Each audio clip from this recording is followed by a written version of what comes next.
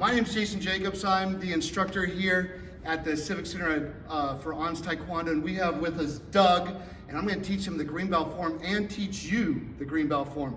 So thanks for watching. We're going to do it so you can follow along with us. So Doug, let's face this way. And we go left hand, left foot, double knife hand in a back stance, and spear hand. This is in a low front stance.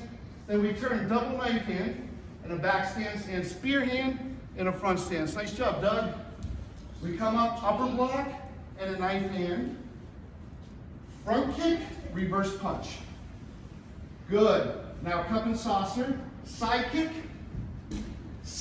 to the face, double knife hand. Now we turn like in basic form 1 and we block. Now that block comes from the hip. Good.